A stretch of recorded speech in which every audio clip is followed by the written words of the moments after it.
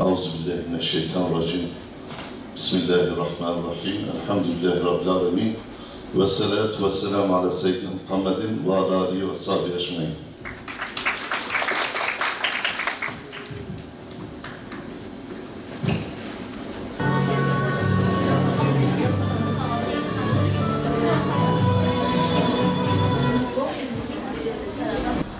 Muhammedun Resulullah vellezîne ma'ahu eşiddâ'u alel kuffâr simâhum fî vücûhihim min eseris sucûd. Şimdi son gelen mesaja baktığımızda evrensel özelliğiyle bütün çağları kuşatıcı, bütün çağlara cevap verici bir özellikte olduğunu biliyoruz. Kur'an-ı Kerim'in Allah-u Teala son mesajı olması hasebiyle tüm ırklara, tüm coğrafyalara, tüm çağlara hitap edecek şekilde gönderdi. Bizim modern çağda yaşamamız ilahi emirleri eğip bükmemize sebep değildir. Çünkü bu adı modern çağ değil, hangi çağ olursa olsun inananlar olarak bizler Allah'ın gönderdiği emirleri yine onun istediği şekilde ifa etmekle mükellefiz. Biz kime dokunsanız günah işliyor. Neden tesettür ruhu bu kadar yara aldı? Neden bu kadar tesettür ruhu yara aldı diye oturup düşünmemiz lazım. Tesettür deyince lütfen aklımıza sadece kadınlar gelmesin. Çünkü tesettür bir kimliktir ve içinin ruhu vardır, mesajı vardır. Hem kadın hem erkeğe emredilmiştir. Fıkıh ölçüleri farklıdır. Lakin tesettürden erkekler muaf değillerdir. İffet ikisinin içinde korunması için emredilmiştir Kur'an-ı Kerim'de. Dolayısıyla tesettür denilince genel algı, ben mi öyle düşünüyorum bilmiyorum ama genel algı sadece kadın akla geliyor.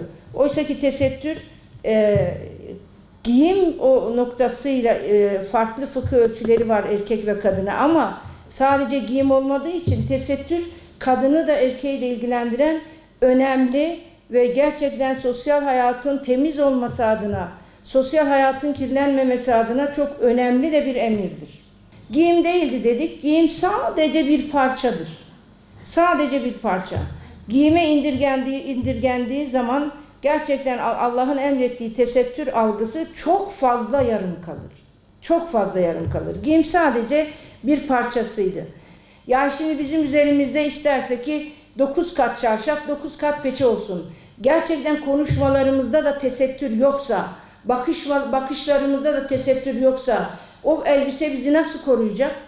Koruyamayacak.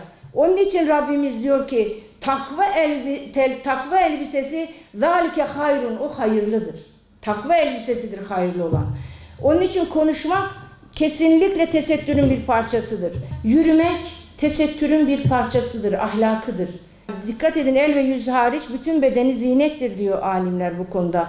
Hani cezbedici pozisyon daha fazla olduğu için bize emredilen tesettür ilkelerinin fıkıh boyutları erkeklerinkinden biraz daha geniş. Bu da olması gereken olduğu için Allah emretmiş. Zaten Allah'ın emrini beğenmeyen bir kimse Müslüman olabilir mi? Yani Allah'ım sen emrettin ama adeta kusura bakma işte ben o kadarını yapamam. Modern ölçüler bana daha uygun diyemeyiz ki değerli kardeşler. Biz Allah'ın gönderdiği emirleri onun istediği anlam içerisinde, onun istediği ruh içerisinde, onun istediği mesaj içerisinde ifa etmezsek bizden razı olmaz ki. Giyinmenin elbette ki değerli arkadaşlar herhangi bir şekli yoktur. Mutlaka. Ama unutmayalım ki onun bir ölçüsü vardır. Ya şekli yoktur ama tamamen de modernizmin ölçülerine kurban edilemez. Onun bir fıkıh ölçüsü vardır. Ne olacak? Senin cazibeli vücudunu kapatacak, dışarıya karşı dişiliğini değil, kişiliğini ele verecek. Dişiliğini değil, kişiliğini ortaya koyacak bir vakarlı kıyafet içerisinde olman gerekir. Kaldı ki biz mümin insanlar, Allah bize çuval giy deseydi gönül rahatlığıyla giyebilmeliydik.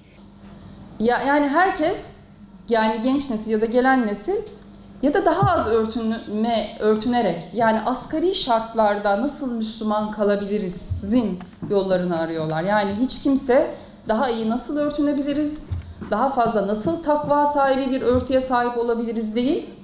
daha asgari koşullarda örtünerek nasıl Müslüman kalabilirizin yollarını arıyorlar. Yani emperyalizm sadece bizim sınırlarımızı, topraklarımızı işgal etmekle kalmadı.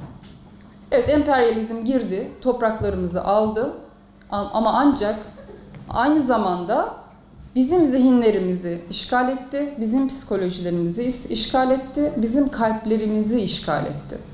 Yani bizim beyin kıvrımlarımızda düşünürken, düşüncelerimiz değerlendirirken aslında o kadar çok emperyalist veriyle düşünüyor ki gençlerimiz.